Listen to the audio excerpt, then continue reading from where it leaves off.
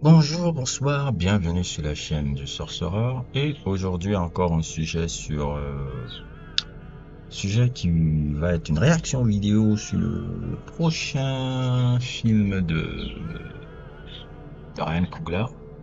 Prochain film qui va être comme d'habitude, comme tous les films qu'il a fait. À 90% un film avec Michael B. Jordan. Décidément, le duo a décidé d'être un peu comme le duo Spike Lee et Denzel. Ou bien, comment on l'appelle quel duo là? Tim Burton et Johnny Depp.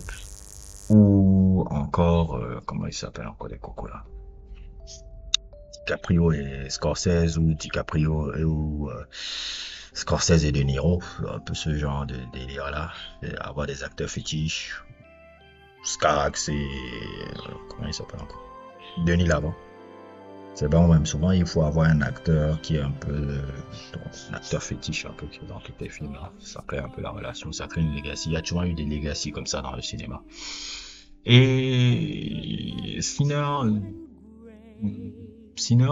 va être le prochain film de Ryan Coogler qui va être, je pense aussi marqué, ça va marquer aussi le premier film qui va lancer sa maison de production qu'il a depuis, il a une compagnie qu'il a depuis 2021 avec, j'ai oublié le nom de son partenaire là, je vais sortir son visage là, avec qui il a sorti sa compagnie la Proximity Media et qui a aussi parlé un peu avec aussi sa femme Zizi Coogler, je pense un peu, c'est la femme un peu de Ryan Coogler et tout, qui a été énormément importante dans la vie de Ryan Coogler. Hein. Si Ryan Coogler arrive à faire des films aujourd'hui, c'est vraiment grâce à cette femme. Hein. Cette femme l'a supporté, de voir le truc. Je me rappelle qu'il y avait l'histoire que c'est elle qui lui a acheté le premier laptop, qui lui a permis de faire ses courts-métrages, ses trucs. Une femme qui est là depuis le début.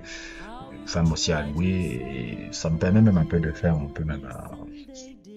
Parce que quand je regarde un peu la dynamique, ça me rappelle un peu la dynamique de Christopher Nolan et Emma Thomas. Emma Thomas, c'est celle qui a la maison de production Syncopie. C'est elle qui avait beaucoup déjà dès le départ aidé son mari Christopher Nolan à pouvoir faire le film. Elle est très très très douée dans les trucs de production. Christopher Nolan n'aurait été rien sans cette femme-là. C'est même un petit message que j'essaie de faire un peu à mes gars, surtout mes cocos geeks là. Restez avec vos femmes de galère. Ne restez pas avec vos femmes dès que vous avez dès que vous gagnez un peu le sou, dès que vous gagnez un peu la richesse, vous commencez à partir chercher des petites zozotes là qui ne vous aura jamais regardé si vous n'avez pas le sou qui va avec. Restez avec les femmes, la galère t'apporte la femme dont tu as besoin, la femme qui va te supporter réellement. Ces femmes-là ont supporté les trucs. C'est comme Denzel, hein. Vous voyez, Denzel, il est toujours avec sa femme Pauletta. La Pauletta là, Washington là, c'est une femme qui a beaucoup supporté son mari, qui a beaucoup sacrifié, même, elle a sacrifié même carrément sa carrière pour son mari. J'essaie un peu de faire un peu cette parenthèse là parce que c'est des informations que j'ai remarquées qui ne sont jamais beaucoup partagées dans les médias, donc j'en profite un peu pour en parler. Denzel, Pauletta Washington, c'était une femme incroyable. Hein. C'était une super actrice, une incroyable chanteuse. Sketch the trees and the daffodils, catch the breeze and the winter chill, in colors on the snowy linen land. Now I understand what you try. Incroyable chanteuse, incroyable actrice de théâtre et tout, qui a sacrifié toute cette carrière-là pour élever son mari. On dit souvent d'un grand homme se cache une grande femme. C'est pas si faux que ça. Même si mes gars, Incel et Red Pill un peu veulent dire que le contraire, mais souvent c'est ça. Les femmes ne sont pas des connasses, les mecs. Les femmes qui se sacrifient énormément pour leur mari et la femme de Ryan Coogler avec leur nouveau partenaire, ils sont dans la société de proxy. La société de production qu'ils ont créée là qui s'appelle Proximity Media ou je sais pas et tout. Et ce film là justement Sinners ce qui va être le premier film produit par cette compagnie, vraiment avec aussi la distribution de la Warner Bros, avec l'aide de la distribution aussi de la Warner Bros. Donc c'est un film que je pense qui est important pour la filmographie de Ryan Coogler parce que c'est le film qui va lancer sa compagnie. C'est le premier film où sa compagnie sa compagnie va produire, bien sûr avec la distribution de la Warner.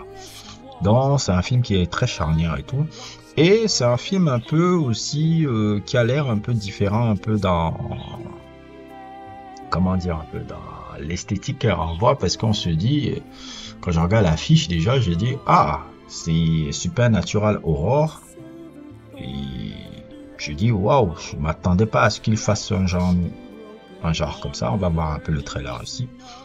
Et qu'est-ce que j'ai encore envie de dire, c'est quand même kudos à Jordan Peele, hein. Jordan Peele il a cassé les codes, hein. Grâce à Jordan Peele, maintenant on voit beaucoup. Avant, c'était impossible de voir des afros faire des films d'horreur. Depuis qu'il a fait ça, depuis que Jordan Peele est venu, et qu'il a fait son film Get Out et Us, là, ces deux films-là, They're Not Like Us. Je me demande même pas si Us, bon, ça je vais parler après. Depuis qu'il a fait ces deux films-là, Us et Get Out, il y a beaucoup maintenant de productions fait par des Afro-Américains ou autres et tout sur le genre horreur. Avant le genre horreur, il n'y avait pas beaucoup d'Afro-Américains qui faisaient ça. C'était très très rare et tout. Il a changé un peu la narrative sur ça. Et je peux même un peu voir aussi, après il y a beaucoup de choses qui ont sorti là. Comment s'appelle la série de Childish Gambino là? J'ai jamais regardé. Il a sorti le truc d'horreur. Il y a le mec là, le rappeur là que j'aime beaucoup là, Boots Riley là, rappeur de The Couple là, Boots Riley là. Il a un autre So Sorry About It a des codes de l'horreur, et aussi il prépare une série qui sera un peu dans ce profil là, si je me trompe pas. Donc ça commence à se démocratiser un peu. L'horreur, c'est un peu démocratisé, un peu sur chez les Afro un peu. Maintenant, chez les Afro, on voit beaucoup d'horreur. Et j'ai l'impression que bon, il y a un nouveau Black Hollywood depuis peut-être 7 ans, 8 ans, avec ces gars-là, les Gambino, Coogler, Lakeith Stanfield, Michael B. Jordan, Daniel Kaluuya, tous ces mecs-là. Comment elle s'appelle la créatrice d'Insecure là? J'ai oublié le nom. La créatrice d'Insecure là. C'est un peu le nouvel Black Hollywood qui est là depuis, on va dire maintenant 7 ans, 8 ans, hein, qui sont là. Dans les années 90, il y avait eu ça un peu avec l'émergence, c'est déjà la Pinkett et de Omar Epps et Boris Kodjoe et toute la clique là. Mais le nouveau Hollywood, maintenant, il y a un nouveau Hollywood encore là, avec de jeunes acteurs noirs, afro et tout, qui se tournent un peu et qui tournent un peu dans les mêmes productions. Je trouve que c'est très bien. Donc, voilà. On va lancer et voir le trailer, et après je vous dirai encore qu'est-ce que j'en pense.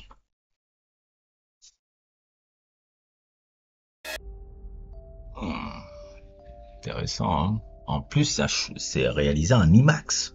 Ah, à l'ancienne, quoi. Pas de 3D en IMAX en plus. Oh là là, donc ça a l'air intéressant un peu.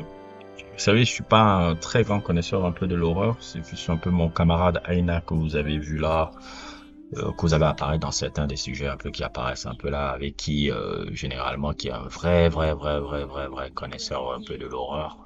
Si vous n'avez même pas vu aussi nos sujets qu'on a fait on a fait quelques sujets, 2 trucs sur un Mad Max qui était c'est quoi? C'était sur un Mad Max qui était sorti en un fan film de Mad Max, et j'oublie encore le film de Christian Slater là. Je vais ressortir un peu par ma mémoire comment ça fait défaut. C'est terrible, je commence à vieillir moi. Et ouais, ça a l'air cool, hein. Ça a l'air franchement cool. C'est un peu surprenant un peu. Je m'attendais pas à ça de lui et tout. J'ai oublié même. C'est vrai que au tout début de la chaîne, j'avais fait un sujet sur Ryan Coogler là, pour expliquer un peu le cinéma de Ryan Coogler là. J'avais fait ça au tout début de la chaîne. Je crois que c'était un de mes 3e sujets, je pense. Ouais, je l'avais sorti là. Je vous le remettrai aussi en description et tout, parce que généralement les thématiques autour de la thématique principale des films de Ryan Coogler, c'est la paternité. C'est-à-dire, en gros, ça tourne toujours autour de la relation filiale avec le père. Quand tu regardes Fruitvale Station, ce qu'on insiste beaucoup plus dans Fruitvale Station, c'était la relation de Oscar Grant et sa fille, et le fait que la fille d'Oscar Grant va grandir sans père. C'est un peu ça, un peu la thématique du truc. Creed, le personnage de Creed qui a la quête du papa qu'il n'a pas connu, donc c'est pour ça qu'il fait la boxe. Il recherche une filiation avec le père qu'il n'a pas connu, d'où par justement le fait de devenir boxeur comme lui, alors que quelque part il n'en a pas besoin. Black Panther, je l'avais bien expliqué aussi dans le sujet sur Googler, tout tourne autour de la paternité, parce que le personnage de T'Challa, il est Black Panther parce que il veut imiter son père. Il veut continuer l'héritage que son père a fait. Et Killmonger a la haine qu'il a là contre le Wakanda et contre le monde, parce que justement comment on appelle ça, le Wakanda a assassiné son père, et il veut se venger de l'assassinat un peu de son père un peu. Donc c'est un peu ça vision, c'est un peu ça. Googler, c'est toujours autour des papas. Même quand vous regardez Black Panther 2, à la fin, il t'en renvoie un peu ça. À la fin de Black Panther 2, il te fait comprendre un peu que T'Challa a eu un fils, et il y a toujours ce truc à l'affiliation à père-fils, héritage et tout, c'est transmission. Il y a toujours ça dans son cinéma. Donc Sinner, là, je ne sais pas s'il va encore mettre ce thème-là là-bas. Je vois que c'est sur Michael B. Jordan va jouer 2 rôles. De frères jumeaux, ce qui est génial. Ça c'est très compliqué de jouer des frères jumeaux. Je pense que des acteurs qui ont réussi, qui ont fait des trucs où ils jouent des frères jumeaux, généralement, je sais qu'il y a Christian Bale dans Le Prestige qui avait essayé de faire ça. Il y avait comment il s'appelle encore le coco là, Tom Hardy dans Double qui l'avait fait. Et bon, Jean-Claude Van Damme dans, j'ai oublié le Double Impact un peu. Jean-Claude Van Damme dans Double Impact, c'était pas un truc. Mais Tom Hardy dans Double, c'était génial. Et Christian Bale dans The Prestige un peu, c'est génial. Donc Michael B. Jordan qui va jouer des jumeaux. Ok, est-ce qu'il y aura toujours une filiation avec l'héritage sur le papa, les trucs comme ça? Qu'est-ce qui les amène à ces gars là à repartir justement dans le truc pour recommencer à zéro? Peut-être qu'il y aura toujours derrière ce film d'horreur là, je pense qu'il y aura toujours ce thématique là, parce que chaque réalisateur fonctionne sur un thème qui les tient à cœur. Donc je me demande un peu s'il y aura toujours ça là dans le Sinner. Sinner, peut-être les péchés du père. C'est pas Sin Our Father, peut-être c'est ça aussi. On ne sait pas. En tout cas, je serais bien content de trucs. De toute façon, si vous n'avez pas encore vu mon sujet sur un Coogler et tout, je vous le ressortirai là. Vous allez pouvoir comprendre un peu le cinéma du mec là. Bon, je pense que ça va être bon, hein. Ça va être un bon film, hein. Ça va être bon. En tout cas, encore kudos à Jordan Peele, hein. Tu vois, c'est grâce à toi que tous les négros là ont décidé de faire des films d'horreur, hein. Avant toi, les noirs là ne faisaient pas le truc, on croyait que c'était un truc de blanc en fait. Et tu as vraiment changé les règles et tout, et faut toujours rappeler les gars qui ont cassé les codes et qui ont ouvert la porte à ce que maintenant on voit plus d'afro. S'il y a plus d'afro qui font des films d'horreur, c'est grâce à lui. Et on dit kudos. N'hésitez pas à liker, n'hésitez pas à vous abonner, et à plus pour d'autres aventures.